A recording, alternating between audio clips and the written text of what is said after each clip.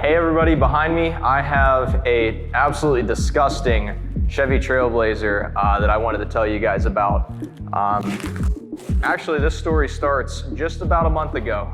If you guys have seen our impossible detail video on the red Mercedes-Benz 190E, Nick Vacco, the previous owner of Detail King and founder of the Training Institute, actually gave me that vehicle to take care of, as it's kind of been hanging out here at Detail King since we did the impossible detail a little over 4 years ago now. So funny enough, the tow truck driver came to pick up the vehicle to take it to the shop to be stored for the winter until I have some time to work on it, and learned about the story of the vehicle, and that's when we found out about this vehicle sitting behind me here. So after the driver learned about what we did with the Benz and how we were able to bring it back, he told us that he said, I think I got a project for you guys if you're interested. And that is what led up to what's behind me right now, which is a Trailblazer that has been abandoned, presumably next to a river for a long period of time, and it might even have been partially flooded, which we're gonna show you guys here just how gross this thing is. And what we're gonna try to do here is kind of an experiment, just see what kind of life we can breathe back into this vehicle, as we're going to show you both the exterior and interior are trashed and it's bad. So this is more so just an experiment for us.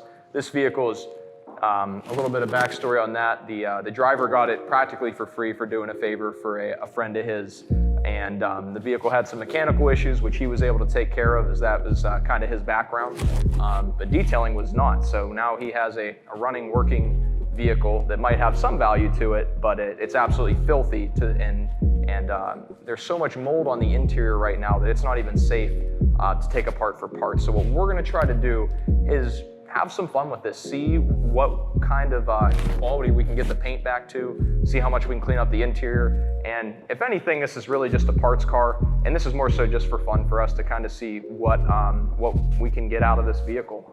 And we're going to show you guys here what we're starting with, and hopefully when I come back to this camera after we're done with all this, we have a much cleaner vehicle behind us. As of right now, we have no idea how this is going to turn out. We're not even sure if we're going to get anything close to what we're expecting. So sit back and relax, guys, and enjoy this video. So after a quick assessment of the interior, it was apparent pretty early on that there is a ton of mold and other potentially harmful bacteria and who knows what in this vehicle. So before we did anything, we decided to go ahead and put our ozone generator inside the vehicle. What that's going to do is produce ozone gas, which is going to help disinfect and deodorize the vehicle. Now, this is going to have a minimal effectiveness this early on in the process, but we at least want to try to kill as many of the mold spores as we can, as well as anything that might be airborne. And ozone is a great way to do that. It's a very powerful disinfectant, and it's a gas, so it can get into the cracks and crevices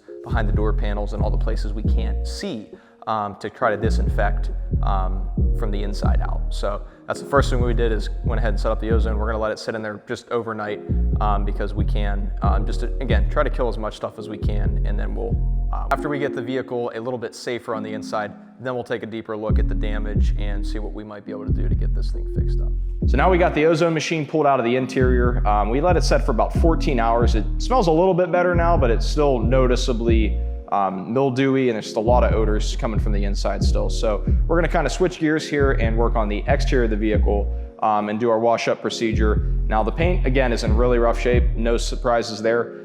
We got a lot of algae and whatnot to scrub off, and then we'll kind of see where we're at after that. Once we have the vehicle cleaned up, we'll really be able to determine what kind of damage is done to the paint as far as imperfections, scratches, and whatnot. So after we get the vehicle washed up, then we'll kind of take a deeper look at the exterior, see what kind of condition the paint's in, and kind of formulate a plan to breathe what life we can back into the paint job here.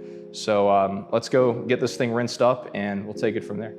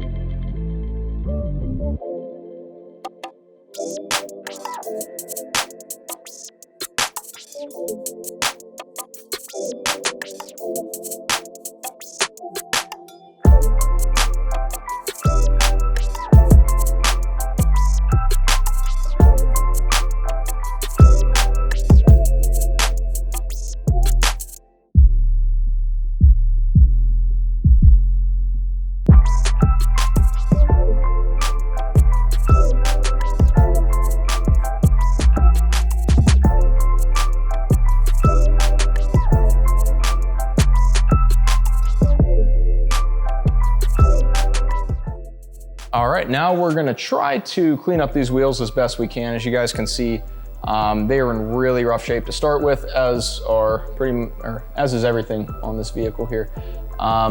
There is definitely oxidation as cued by the flaking clear coat all over the outside of the rim. You guys can see some heavy brake dust contamination, which I think we'll be able to get that cleaned up a little bit. But we gotta start somewhere. So we've got a couple tools here to help us out. First and foremost, we got a bucket of water here with our citrus degreaser that we're gonna use up in the wheel well and on the wheel face and the barrel of the wheel. And then we have our tire and white wall cleaner that we're gonna use to clean up the rubber tire. Now we're gonna need some brushes, obviously. I have my long reach wheel well brush, a shorter brush for the tires, and then to clean up these nasty wheel faces, I have some heavier duty brushes here to get back in the barrel, behind the spokes, and to clean up some of this stuck on brake dust. We have a green scrubby pad, so let's get right to it. First thing we're gonna do is get some citrus degreaser in the wheel well here to start breaking down that heavy contamination, and then get it on the wheel face. When we're working that, we're gonna let it dwell on the wheel just a little bit to allow it to break down some of this brake dust. I'm gonna put this on pretty heavy given the situation here.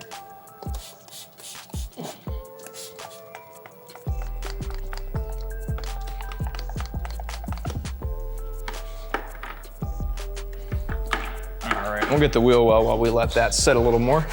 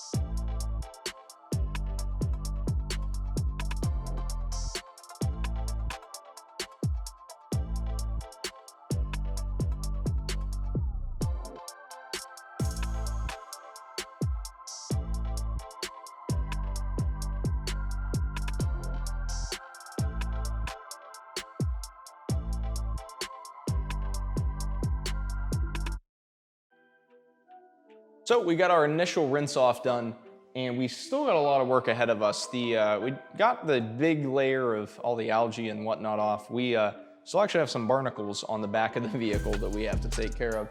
And overall, the paint is still not in great shape, even though we got that initial layer of grime off. So we're gonna do another thorough wash up to try to remove the rest of these contaminants.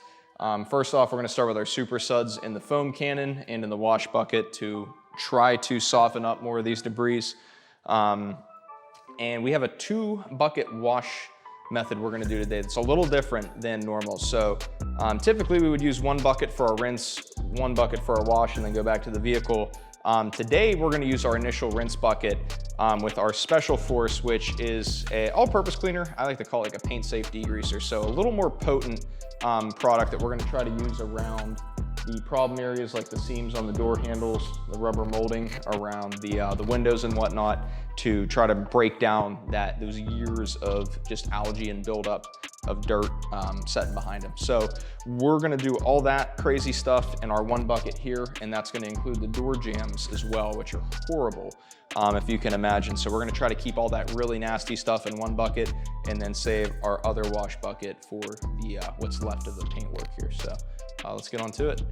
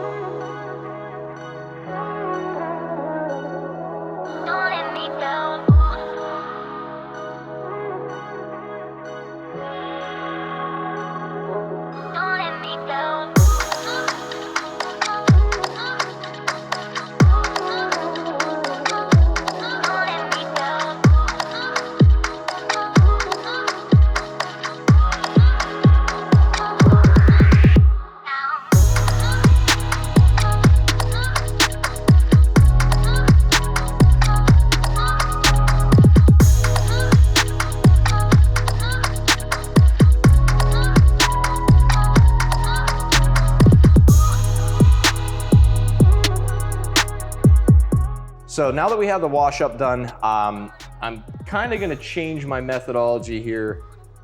Doing the door jambs made me realize obviously just how nasty this interior is. We're gonna be blowing a lot of gunk out of the doors and whatnot when we're doing our air purging and vacuuming and whatnot. So before we go any further with the exterior of the vehicle and clay barring and prepping the paint for correction, I think we're gonna go ahead and dive into this interior, which you can see is gonna be a huge challenge. It's absolutely filthy, of course, and one thing I can't really describe to you guys that I wish you could be here for is the smell. I mean, we set an ozone machine in here for 14 hours and it still is rancid. So before we can really address that though, we got to get the contaminants out of here and the bacteria and all the mildew and mold and whatnot that's causing the odor. So in order to do that, I think we're gonna first start by picking up all the loose items, all the personal effects, all the just trash that we can get with our bare hands, get everything into a trash can, and then we'll have to do our initial vacuum to kind of get the heavy debris up and see what's underneath that initial layer of dirt and grime. And as you guys can see, I mean, we have cobwebs, there's mold all over everything. I think we're gonna use the steamer just to kind of help us, not really even detail at this point, but just kind of get the body panels wiped down so we can really see what there is left to work with. So let's get started on that. Let's get the vacuum out and get the initial layer of dirt off the inside, and we'll check back in and see what we got to work with after that.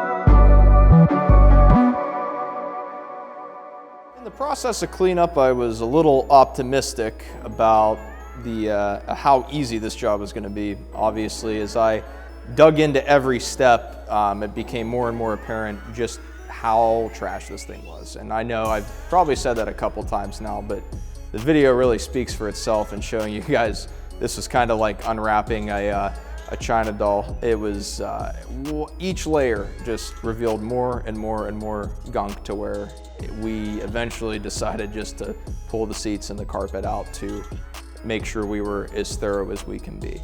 And something to note here is that this is, a very invasive type of cleaning we have to do, and this isn't something that I would recommend to, the do-it-yourselfer or even a professional that, has a shop and is doing this for profit do. Taking the seats out of a vehicle can be risky for more reasons than one, from a liability standpoint, as well as for your own safety. There's airbags, there's a lot of equipment in seats and other interior components in nowadays vehicles. And even this 2006 has, electronic components that I have to work around and be sure to be careful with and not damage, so that when everything's back together, it works properly. Now, with that being said, I am, not a mechanic. I am not the one that's going to be making sure this vehicle is roadworthy. If it were ever to see the road again, I know that this vehicle is going to be thoroughly looked over by a mechanic. So that's the only reason we are going to this extent. This is not something that you want to do on your average detail. And if you do, you need to seek professional help of a mechanic or somebody that knows this vehicle's systems that can put everything back together safe. So after the seats came out, it was clear to me that this was the right choices. Even after a thorough round of vacuuming, every seat I took out or every little piece I removed revealed a lot more corn from the rodents that was drug in, dirt, debris, and just other contaminants. And with the carpets fully removed, they can be cleaned much more thoroughly. When I was ripping out the trash by hand and getting that initial vacuuming done, it was apparent to me that these carpets were still very damp after, being able to dry out for a couple days. So the moisture and the contamination was likely not just on top of the carpets, but soaked all the way through and underneath of the carpets, which, as you can see here, the insulation was actually sopping wet up front and definitely had evidence of mouse droppings and whatnot underneath. So this was definitely a necessary step for this vehicle.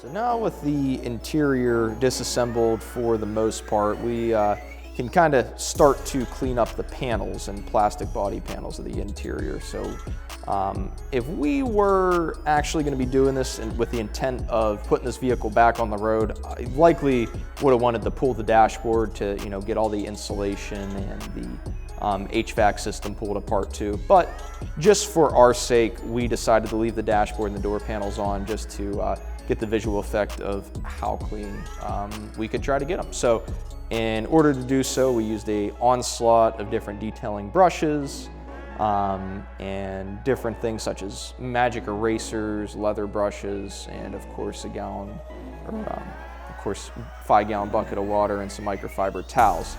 Most importantly, I was able to use the Vapimore steamer, which was a huge help as it kind of amplifies the power of cleaning chemicals and really helps break down some of those nastier stains that were present on this vehicle, being as it sat for so long. So we're going to first use the Magic Cleaner, which is one of our most concentrated and powerful interior cleaners, and some detailing brushes just to kind of agitate the dirt and get the process going. And then I will follow up with the steamer to really pull that grime and dirt and stains off of the door panel and get all our contamination ultimately into our microfiber towels and into our 5-gallon bucket.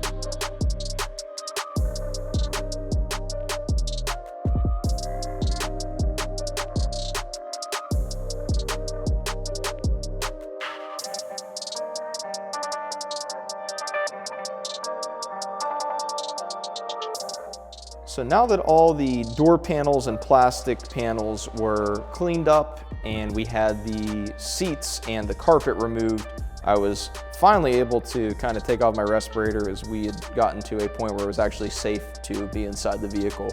And surprisingly enough, the headliner wasn't nearly as bad as I had expected given the condition of the rest of the vehicle that I'd encountered so far. The headliner actually just had some mild dirt on it and some pet hair, which, well, maybe it wasn't a pet hair, maybe wild animal hair, but who knows. But we got that cleaned up real quick with the use of one of our aqua sponges, which is just a little bit rougher than a microfiber towel and allows us to kind of scrub the headliner gently, as for those of you who don't know, the headliner is a very sensitive part of the vehicle to clean, because if you loosen up the glue too much that holds the headliner to the backing, then you get a saggy headliner, and that's no good. So even though this vehicle, again, is probably never going to see the road again, we wanted to try to use best practices and clean it up safely and effectively. So we also used a little bit of our extractor shampoo to do so, and the reason for that is it doesn't really produce a lot of foam, as you can see, so I'm able to easily remove dirt from the headliner without leaving a whole lot of soap suds behind that I'd then have to go back and dry up, or without leaving excessive moisture in the headliner, as there was already plenty of water in this thing, so we're trying to get water and moisture out.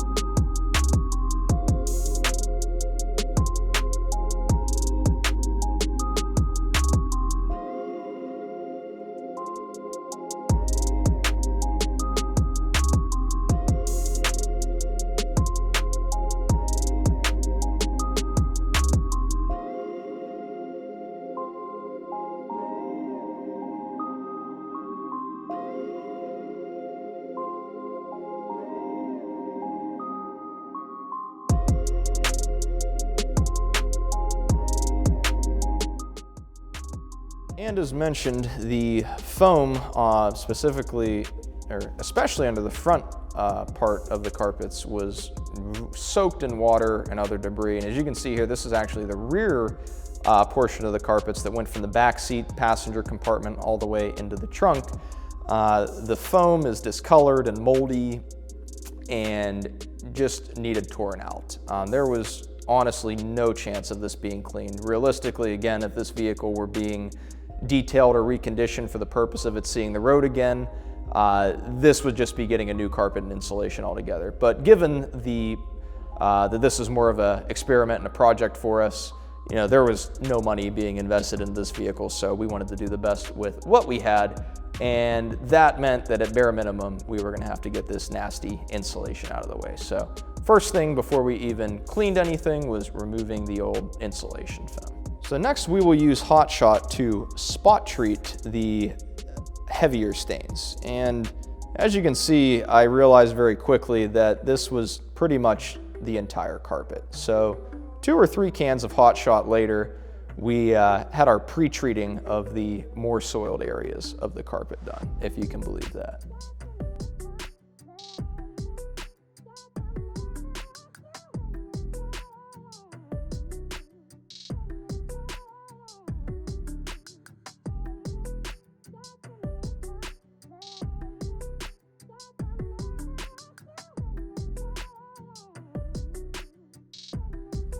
So the next thing we're gonna do, now that we have spot treated, quote unquote, a majority of the carpet, is use our pressure washer to rinse away whatever we can from these carpets.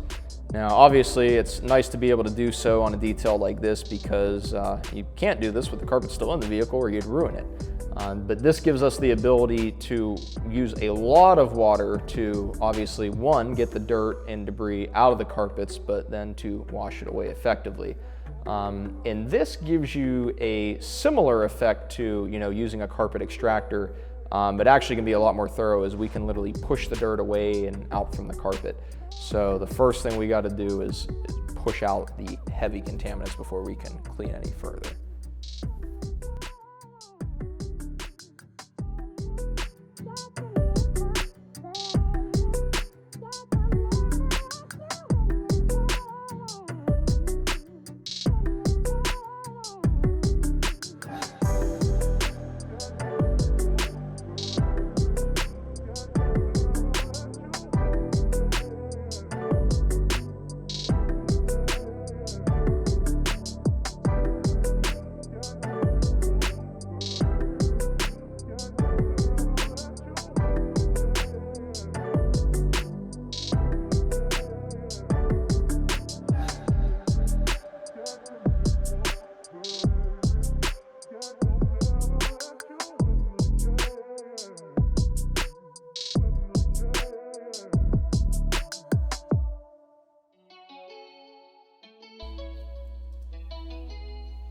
once the heavy pressure washing was done, as you can see, we are left with a still dirty and stained carpet, but certainly a big improvement from where we started. And now with use of the cyclo polisher with some interior scrub brushes attached to it, it allows me to really quickly and effectively scrub these carpets. And as you can see, even after a thorough rinse with the pressure washer, there's still a lot of dirt and stains to be removed from the carpet. So this is the quickest and most effective way with the carpets out of the vehicle to really give everything a deep scrub and prepare it for an actual carpet extraction with one of our heated carpet extractors. So for this step, we are using our Detail King Carpet Shampoo, which is a thick laundry detergent-esque product. It's a thicker shampoo that creates a lot of soap suds and helps loosen that dirt, but then kind of lift and remove it from the carpet fibers.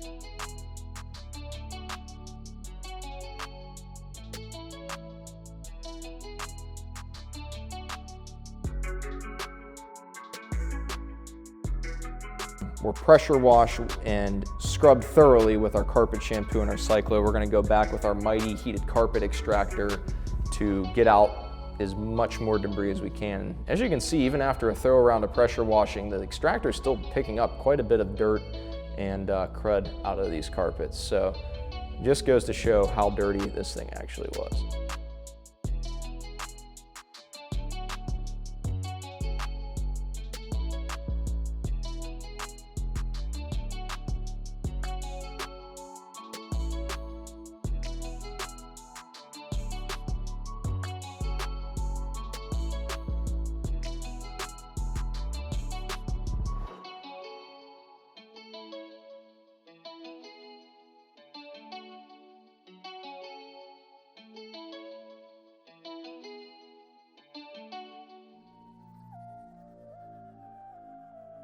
So after all the panels and the seats were removed, they were treated with a disinfectant to make them safer to work on, but we still obviously had to get the heavy dirt and debris off.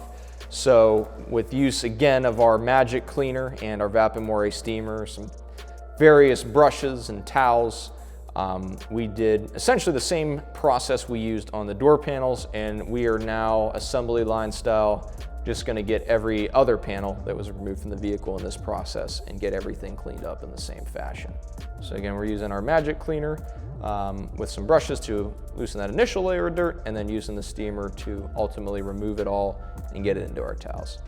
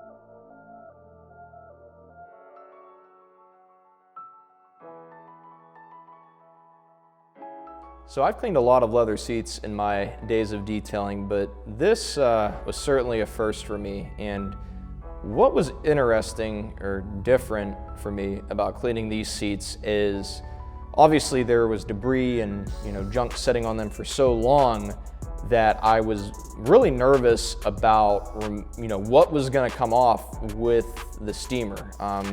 These things were really nasty, so I knew I was going to have to break out the heavy cleaning chemicals. And again, much like the rest of the components on the vehicle, like the door panels and the plastic trim, we went ahead and used the Magic Cleaner, which is again a very potent interior cleaner, along with the steamer to get as much dirt and as many of the stains out of this leather as we could.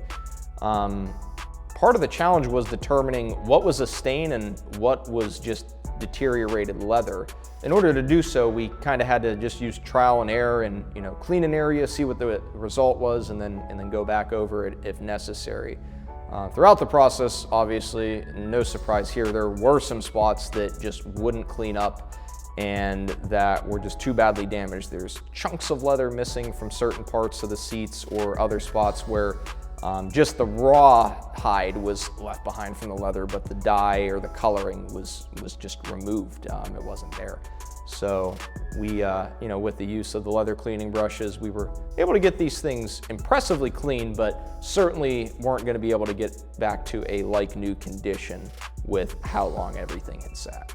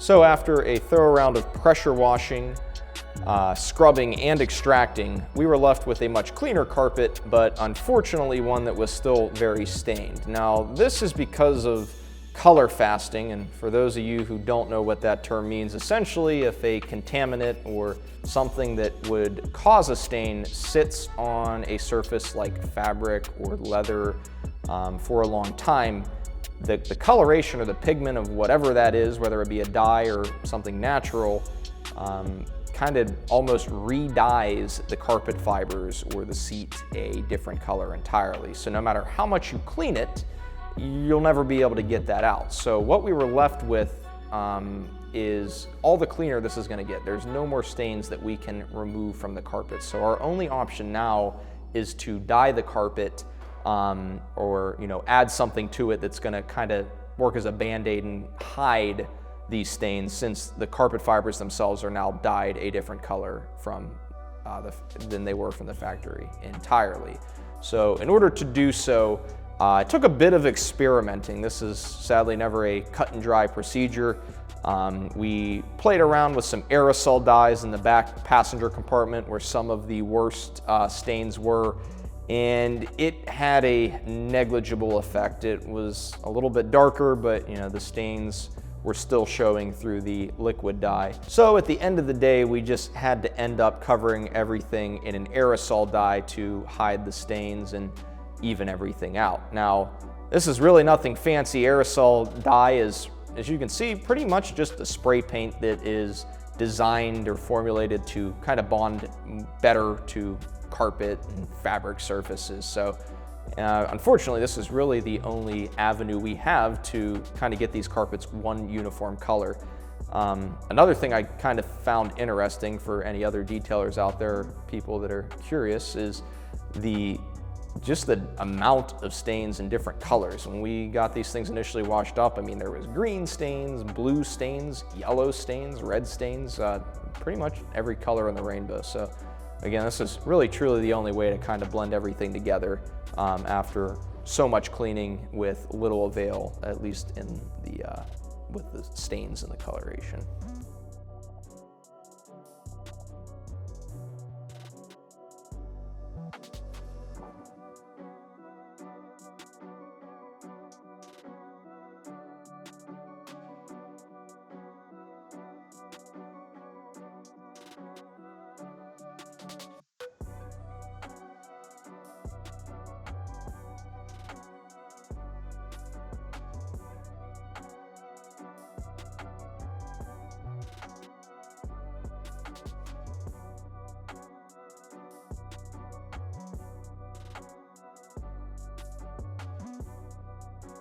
Now that everything is cleaned up to the best of our abilities, we'll get everything back into the vehicle and get the seats all bolted back in as well so that we can look at our end product.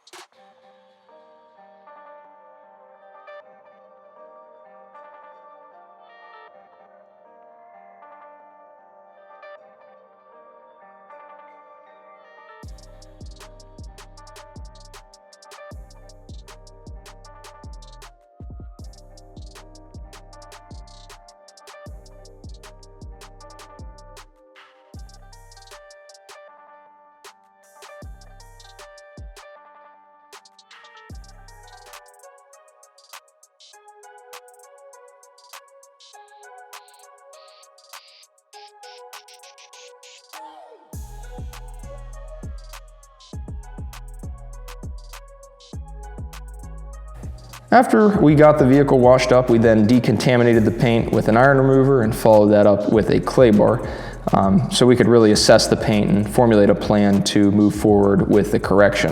With that said, the paint wasn't in great shape, which isn't a huge surprise. But what we were able to determine was that we didn't want to waste too much time on this paint job, as there were a lot of things that just weren't going to come out. So we ultimately decided to attempt a one-step paint correction. And in order to see what the most effective combination was going to be, we did some test samples here on the hood. And I'm starting here with the Rupes 15 Mark III polisher paired with a blue Buff and Shine heavy polishing pad and our Detail King Diamond Cut Step 1 micro abrasive compound. This I thought was going to be a pretty good combination to remove a majority of the swirls, but with not a lot of effort. And actually the first test section we did, we didn't get on camera. That's nearest the center of the hood there. We did with a very aggressive compound with a more aggressive machine pad and compound to set kind of like a baseline and see how much was possible to get out if we put more time into it. And now what I'm trying to do is replicate that result as close as possible, but with a lot less effort. And with that said, this section came out really good. We got, if I had to put a number on it, I'd say about 90% of the same imperfections out as we did with a much more involved process. So, spoiler alert, we ultimately decided that this was going to be the way to move forward and did the majority of the correction with this exact setup that I just finished with. So for that, I actually decided to, just out of curiosity's sake, see what a lighter setup would be able to accomplish on this paint job. So for that, I used the same polisher, but this time switched out to a Rupes yellow fine polishing pad and paired that with Rupes's DA fine polish. So theoretically, this is a less aggressive setup, and it, as according to plan, removed less imperfections, but I was actually impressed. It was a pretty good result for how gentle of a combination this was. But in comparison, obviously, the diminishing compound was able to remove even more imperfections for roughly the same amount of effort. So we ultimately decided to take the middle of the road approach, which gave us the best combination of effort versus results.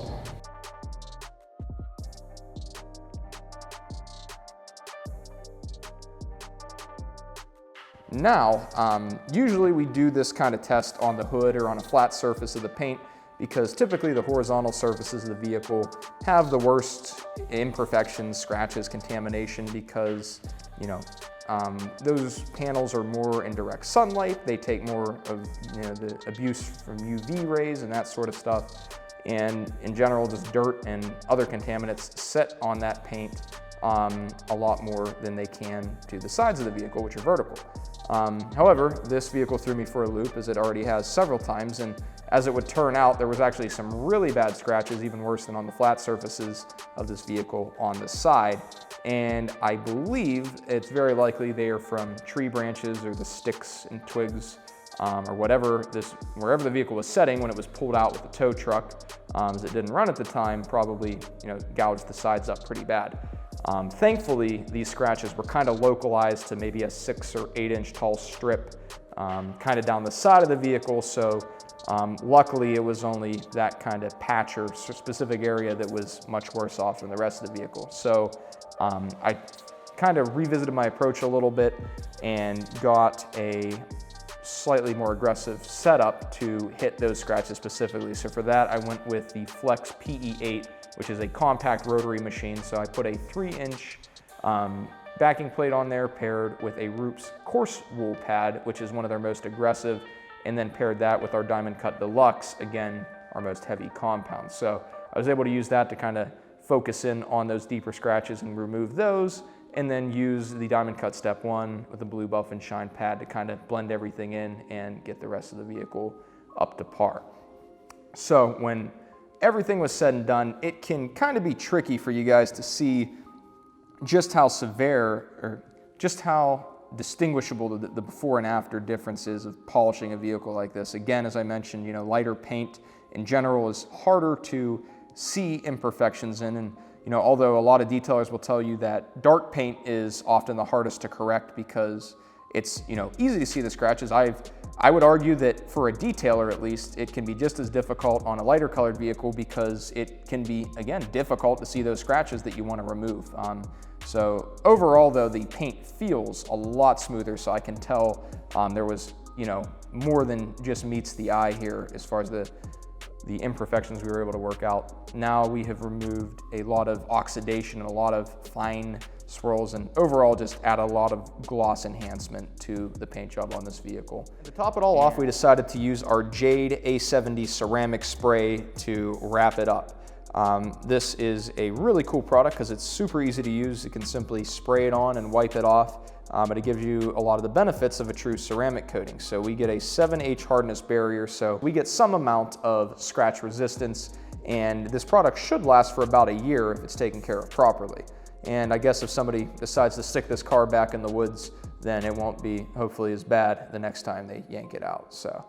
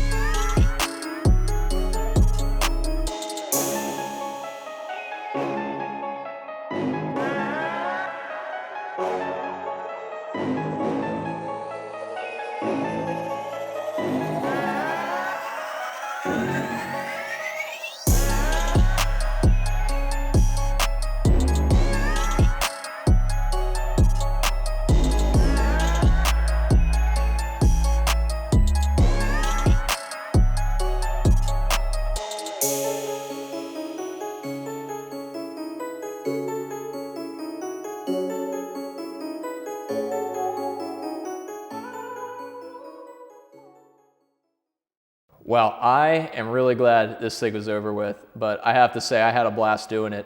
This honestly was one of the dirtiest vehicles I have ever seen in my life. And I know you probably see that YouTube title quite a lot, but this truly was the dirtiest vehicle I have ever seen in my life, let alone detailed.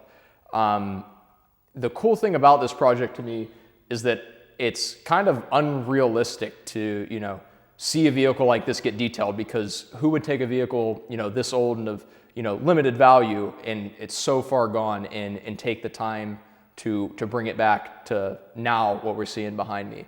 We don't have an exact time, but we estimate I had about anywhere from 7 to 10 full days in the cleaning of this vehicle as a single person doing it by myself.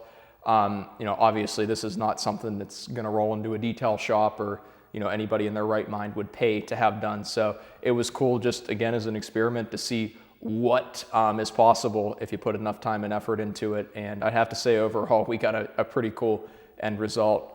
You know, from pulling the carpets out and re-dyeing them to getting the scratches out of the paint. We got a vehicle that at first glance you would have no idea the history of it. Now, with that said, there was some stuff that we weren't able to get fully cleaned up. Again, what you guys couldn't smell at the beginning was the strong odor, the mildew and the mold from the inside. It's a lot better now, and it's barely noticeable, but it's still there. In order to get this vehicle totally roadworthy again, we'd probably have to pull the dashboard out, replace the seats, the insulation inside of them, and, you know, it would just be a mess. But what we got is a heck of an improvement from what we began with. And again, I really just hope you guys enjoyed watching me do this process. This was definitely a first for me. Also, let us know what else you guys want to see me clean. We'd love to have your feedback and your input. We're looking to come out with a lot of great new content in 2021. So we'd love to hear your feedback. Feel free to like and subscribe to this vehicle. See, my brain's gone. Feel free to like and subscribe to this video if you guys liked what you saw, and hit that notification bell so that you can see next time we do one of these. But it's not going to be me, I'll tell you that much. So thanks for tuning in, guys. We'll see you next time.